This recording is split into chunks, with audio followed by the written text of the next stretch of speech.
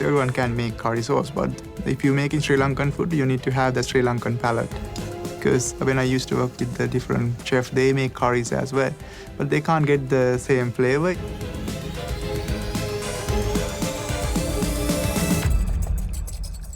How you doing, Charith? I'm doing great at the moment. I think everything going well. Tell us what your dishes are. Yellow cod curry and induja stuffed roti on the side. Dessert? Said I'm gonna do a watalappam. It's like a kind of Sri Lankan version of like a cream brulee. It's made with jaggery, coconut milk and eggs. Jaggery is like a type of palm sugar you can find in Sri Lanka. I'm gonna serve that with ginger and cardamom crumb and arak and vanilla mascarpone. Do you visit Sri Lanka still? Actually, when last time I really wanted to go to Sri Lanka, then the pandemic came. I haven't been to Sri Lanka for like 10 years now. Charith, I love the sound of your dishes. Thank you very much. I like the sound of Charith's menu. We got radish and pickled with Ceylon green tea. He's got poached cod that he's marinated in yellow curry sauce. So we want it just lightly cooked through, and it's just going to fall apart when you cut into it. It sounds a fabulous way to cook this beautiful fish. He's making a roti and he's stuffing that with nduja, green chili and egg. I've never had that before. Nduja, a big flavoured spicy sausage. That will definitely work with this dish. The spices in an nduja sausage are delicious. Charith's making a dessert called watalappam. He's got coconut milk running through it, so cardamom jaggery, which I think is the best way to describe it. It's a flavour a bit like muscovado. We've got burnt blood oranges, and then a mascarpone cream, which has been flavoured with vanilla and arak. Arak is a very expensive alcohol from Sri Lanka. I have fond memories of drinking arak.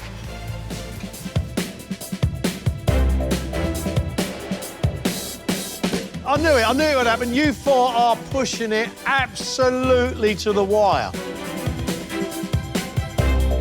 Charith, where's your dessert? We've got 3 minutes. Coming up, chef. 3 minutes! Come on!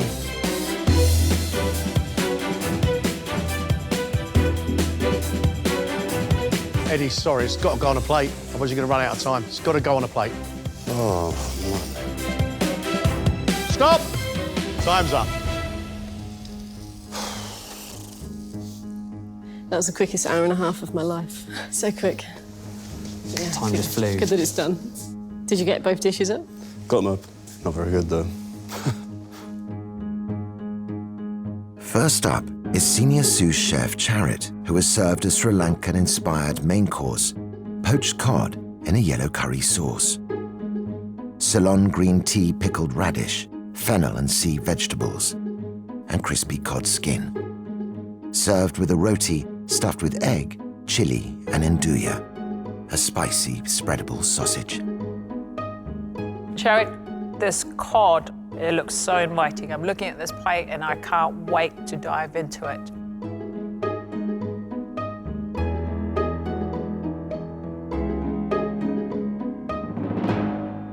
You've got the spices, the heat. It starts off very subtle and it builds up. It's delicious. This is genius, the roti with the nduja, and I really like that. Actually, I took a photo to send to my Sri Lankan friend to tell him off why he's never made this for me before.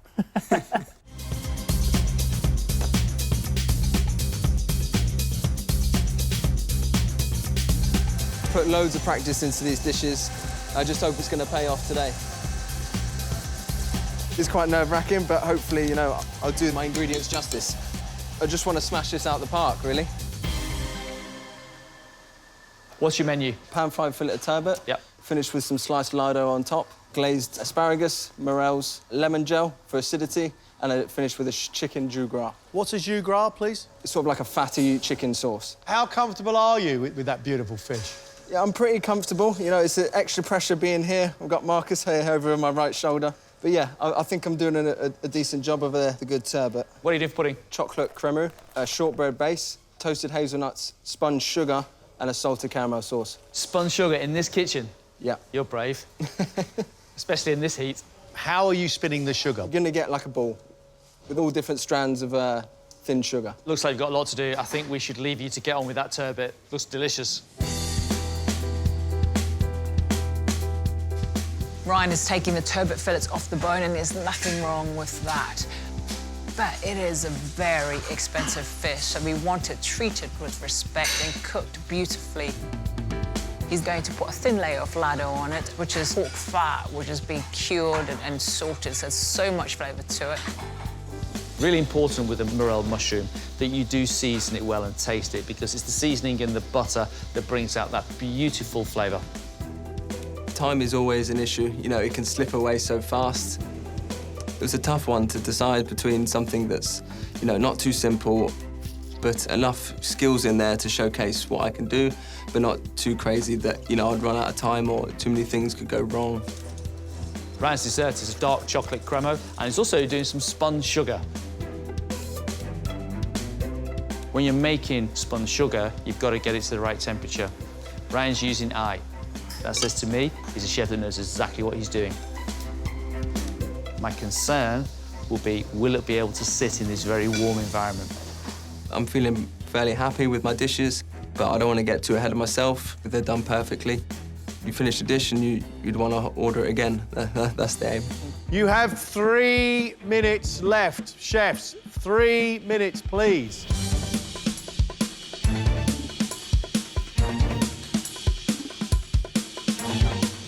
The emulsion's not come together quite as I'd like it to, but the flavour's still there.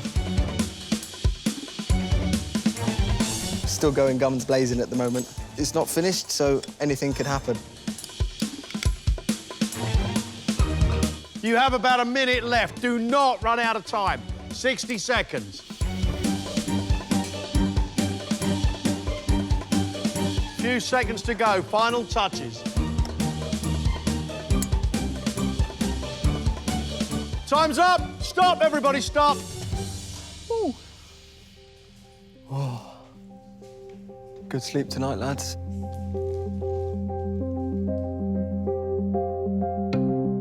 Sous Chef Ryan's signature main is pan-fried turbot, topped with sliced pork fat lardo, asparagus, morels, and a lemon gel, served with a roasted chicken sauce.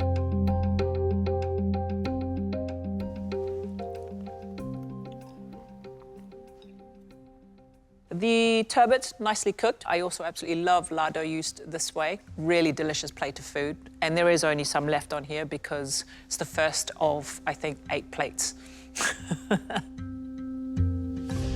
Ryan's dessert is a dark chocolate cremo on a buttery shortbread with toasted hazelnuts, spun sugar, and a salted caramel sauce.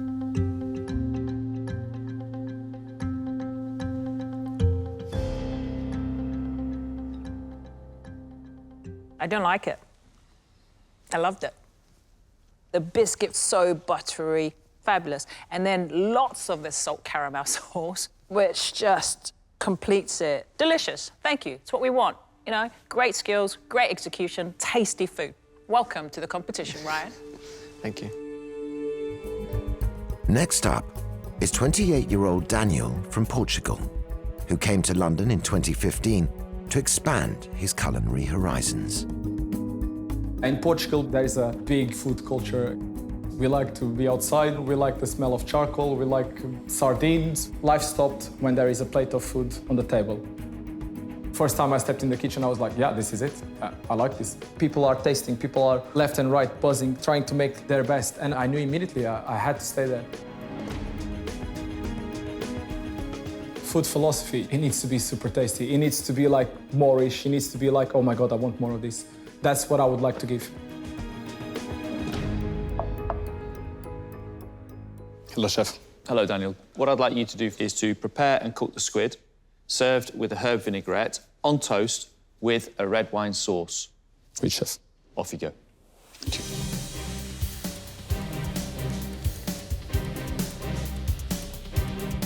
Right, what's your plan? So I'm gonna start the sauce. I'm gonna call up some shallots, gonna add some garlic, gonna use the bay leaf that is here as well. I'm reducing the wine a bit quicker on the side, and then I'm gonna put everything together for the flavors. Brilliant. doing his red wine reduction separately. I like the way Daniel is working. What type of kitchen are you working in right now? It's a Portuguese kitchen in central London. We also do the foods of the previous colonies of Portugal. So you'll see things from Goa, Angola. Macau, yes. So it never stops learning, it never stops searching for new things. He's now preparing his squid. He knows how to do that, no problem. Brilliant. You look like you've been cooking squid all your life. I like squid, chef. Let's hope that I can make something good within the time frame. Good. You're coming up to 8 minutes. Your squid's prepped and your sauce is on. Oui, chef. He's not even halfway through and he's almost finished. I like the way he works. Daniel, why have you come on to MasterChef? I think it's an incredible challenge. I always watch the show and I always think that one day I'm gonna go, one day I'm gonna go. I really want to do it, I really want to do it. And here you are. Yes. And how's it feel? Extremely nervous. Even now you're halfway through your skills? Yes, very nervous. Aww. I thought I was the fastest knife man in this room. We have a new champion here. Take you on any day, Waring. I let him think he's the fastest because, you know, you got to pay respect to your elders. Let them feel like they still got it. You're halfway. Oui, chef.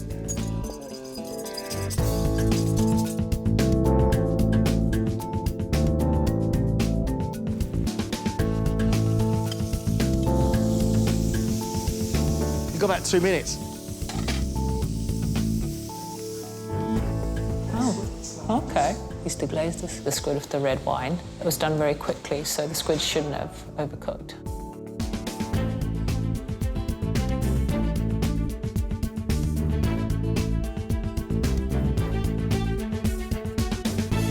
Daniel, your time's up. Stop. Yes. You OK? Very nervous.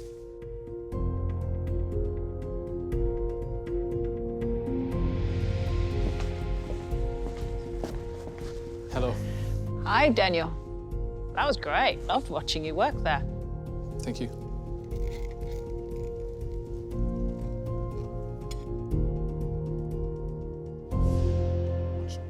The making of the reduction separately is exactly what Marcus did.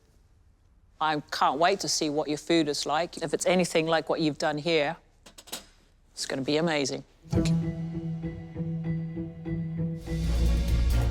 John, you're flying through this kitchen. How are you doing? You getting there? A little bit tight on time now, but should all be there.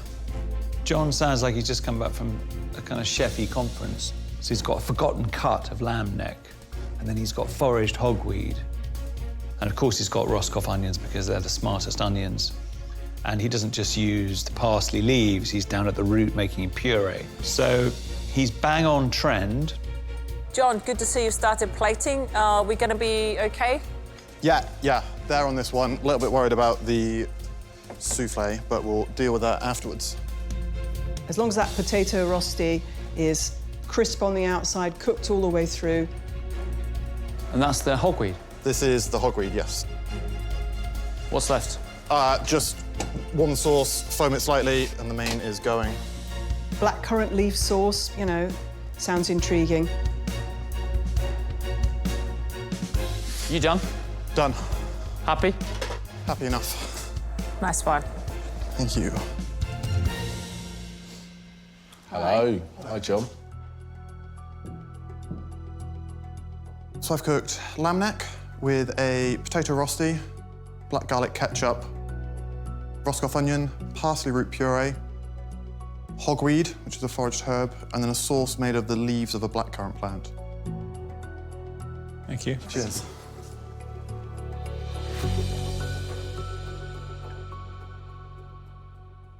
I'm just absolutely blown away by this. Every single bit of it is balanced really well. The lamb neck is cooked to perfection, I'd say. The rosti, it's cooked perfectly. I'm slightly in awe. He's taken this parsley root and created almost like a kind of celeriac-style mash. It's just fantastic. And that amazing green blackcurrant, I was almost this sort of lotion, you know, it's extraordinary. To read about it, you just thought, well, that's just novelty for novelty's sake. But when you put them all together, those ingredients work brilliantly together. The lamb's got a lovely flavour. And the sauce is really intriguing, using this blackcurrant leaf through it. It's got a herbal note to it. And the hogweed brings a really nice earthy flavour. This is a dish that's all about the earth. It's a grounding lamb dish. John, cherry souffle. I'd have liked to have got the shortbread done before sending the main. I was quite looking forward to a nice peaceful 15 minutes watching a souffle rise. So the biscuits are going to go on top? On top of the souffle. Before it goes in the oven? Yeah, and then bake into it. You're under a bit of pressure right now. Oh, thank goodness for John giving us a souffle. Cherry souffle with an almond shortbread top and amaretto ice cream. Quite complicated, but I think it's a bit of a crowd pleaser. I'm intrigued by the idea of this almond shortbread top. A successful souffle is something that rises. So to put a shortbread top is going to weigh it down. So that's a technical challenge there. You've got 2 minutes left, John. That's about right? Yeah. Perfect timing, then. Perfect.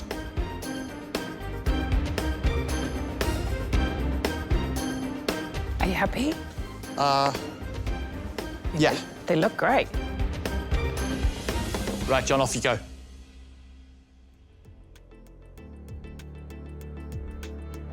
Looks good. Looks very good.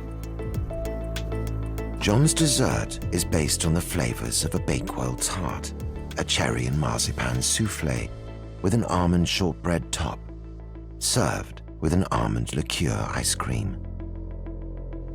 Oh, my goodness.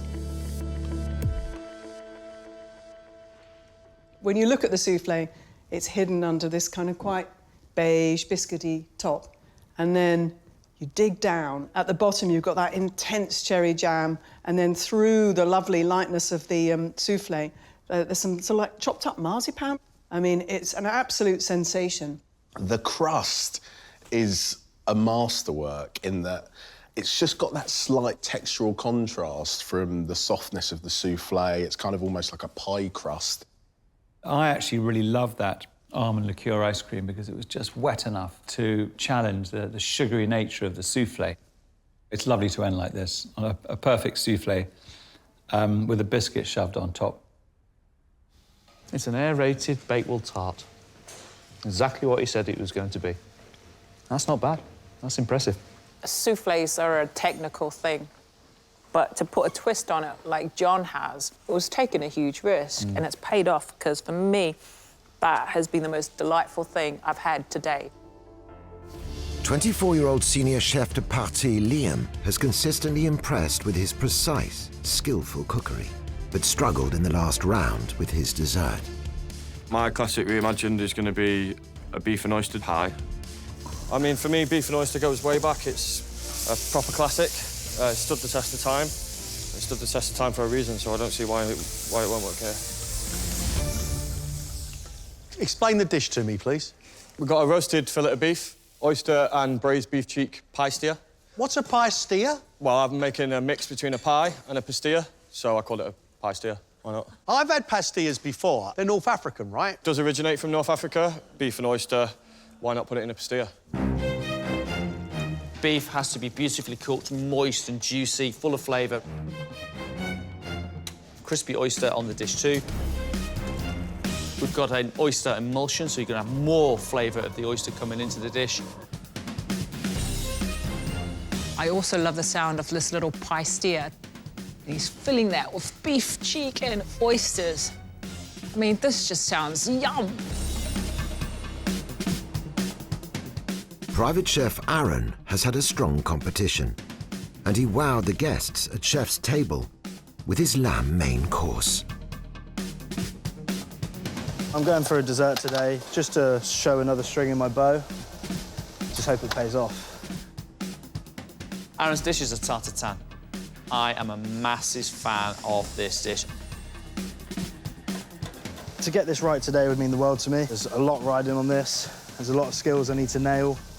A lot of things that need to be perfect, really. How are you going to make it your own? The tartan apples will be cooked in a copper pan with caramel. Hopefully look like a rose. We're not going to put a pastry lid on it today. Today is going to be a puff pastry ice cream instead. Whoa. We're still going to have the crunch of the puff pastry, though. I'm going to do like a milk tweel on top. It's a world-renowned classic, and if I can do it justice and maybe put a little bit of fun in there as well, then I'll be happy.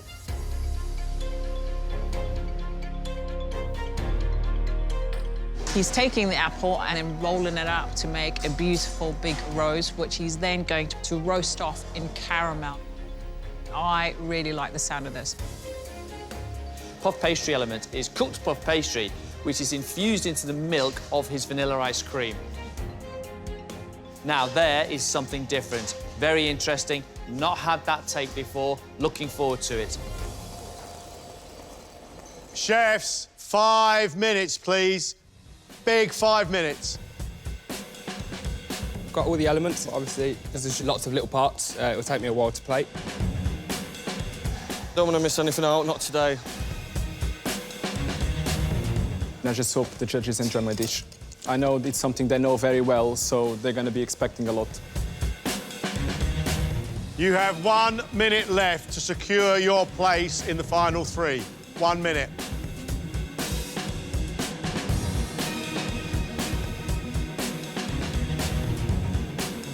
That's it. Your time is up. Yeah. Got there in the end. Liam's reinvention of a British beef and oyster pie is roast fillet of beef with a braised beef cheek and oyster pastilla, oyster emulsion, and tempura oyster, finished with a red wine and oyster sauce. On the side, an oyster shell filled with beef tartare, crispy fried beef, pickled kohlrabi, and oyster leaf.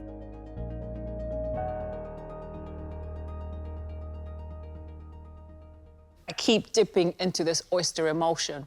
It's indulgent, it's full of flavour of the oysters, and it brings it all together. The tartare with the crispy beef takes the dish to another level. It's just delicious. Thank you.